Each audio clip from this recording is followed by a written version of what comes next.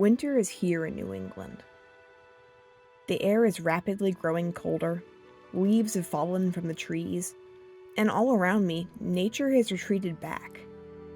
The bees that I filmed in the summertime have either died or gone into hibernation. When I started to film this episode, I wasn't really sure what I wanted to focus on next. Luckily, winter is conducive to filming one particular group of animals that certainly deserve a highlight: the woodpeckers.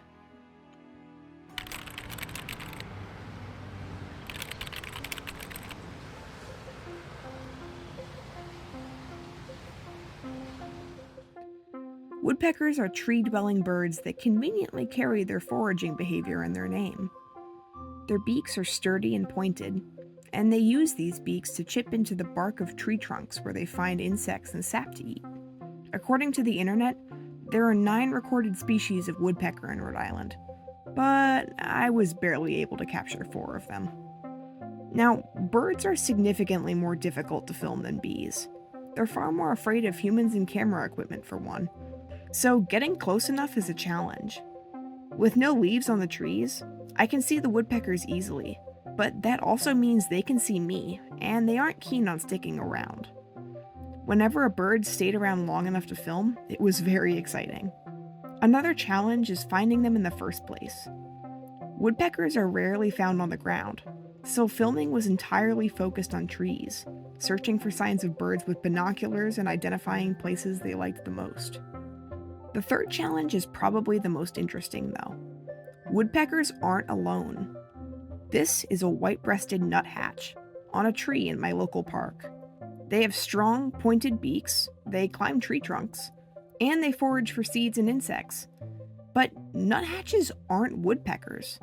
They're passerines, closely related to wrens and other perching birds. Nuthatches and woodpeckers are about as closely related taxonomically as humans are to squirrels. So why is this perching bird slamming its beak into a tree like a woodpecker would? The answer is a phenomenon called convergent evolution. Even though woodpeckers and nuthatches come from different ancestors, they occupy the same ecological niche. That is, they use the same strategies to survive in the same places. While other passerines like sparrows forage through brush for their food, nuthatches have had the most success climbing trees and pecking bark like woodpeckers do. Thus, the two birds look and act similar, despite their evolutionary origins. When I look for woodpeckers, I'm finding nuthatches in the same spots. So, if I want to find a true woodpecker, I have to keep looking. Luckily, nuthatches haven't outcompeted woodpeckers, and they can be found sharing trees, particularly this one. This is a downy woodpecker, the first member of the group I found. They're by far the most common woodpecker in the suburban area I live in. They're small, not much bigger than a nuthatch, and they use their size to forage on small branches. If you live in the US and you have a bird feeder, you've probably seen these guys sharing it with other birds. Downy woodpeckers are often confused with this guy. This is a hairy woodpecker, and I'll be honest here, I think they look almost exactly the same. The differences are subtle. A downy has a shorter beak, a smaller overall body, and black spots on the outer tail feathers. I visited a state park to film hairy woodpeckers, and ended up relying on their calls to tell them apart. The most interesting thing to me is that while their markings are almost the same, downy and hairy woodpeckers are actually in completely different genuses. Neither species holds a candle to the silliness of the third woodpecker, though. In yet another genus is the red-bellied woodpecker, which is highly mobile on tree trunks and consequently very difficult to film. The most striking thing I noticed about them is their tongue. Red-bellies use their beaks to strike through bark like downies and hairies do, but they supplement that by using their long, sticky tongue like an anteater's to lap up insects. They also have a very distinct call. Even if filming a red-bellied woodpecker was difficult, I could always find one by listening for it. I should probably take a second to talk about woodpecker tongues specifically. Birds in general are fragile. They're small, they have hollow bones, and injury can be debilitating because of how they rely on mobility to survive. So why doesn't slamming its head into a tree kill a woodpecker? A study out of University of California looked into this, and found something interesting.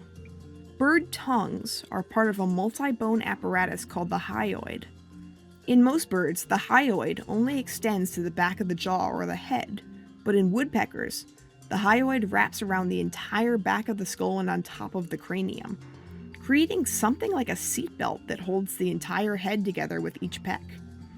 There are other evolutionary adaptations too, like the speed of the pecking and the muscles that stabilize the head. All of these together create an animal that can withstand rapid head deceleration without shattering its skull or damaging its brain. I was treated to a beautiful sight on one of the last evenings I was filming. Though I was only able to record a short clip of it, the final woodpecker showed itself, a northern flicker. This one didn't stay around long, and it was hard to capture with how far away from the camera it was, but I felt lucky to have seen it. They're a relatively common sight in suburbia, but I don't think I'll ever get tired of them. Birds in general are facing down an existential threat at the moment. Over the past few years, reports have shown sharp declines in bird populations across the USA. Like the bees, this is likely due to multiple factors, the most pronounced of which is habitat loss. Without places full of bugs to be eaten, or habitats to raise their young, birds are simply disappearing where they can't sustain themselves. Woodpeckers find themselves in a unique circumstance here. They rely on trees to eat and reproduce, particularly dead or infested ones, which humans are inclined to take down in order to prevent damage to our own structures. Woodpeckers are even considered pests when they target wooden homes for food or nesting. There is a law called the Migratory Bird Treaty Act, which encompasses woodpeckers in North America and legally protects them from being killed or possessed by humans, but it doesn't protect them from reduced food availability or habitat loss. So what can we, normal humans, do? Like with bees, some small, simple changes can provide a world of difference for a woodpecker. Leaving up dead trees that don't create a structural threat means more places for woodpeckers to forage and nest. Reducing pesticide use means more bugs survive, which in turn means more food for the entire bird population. If you have a cat, keeping them indoors keeps them from injuring or killing birds around your home. And if you have windows, putting up stickers can reduce the risk of woodpeckers accidentally hitting them. Even if they're hard to catch on camera, I'm glad I had a chance to dive deeper into woodpeckers for this episode. As birds go, they're one of the most unique families around. The next time you go for a walk in the park, look up into the trees if you have a moment. You might just see these neighbors maintaining the local food web when you do.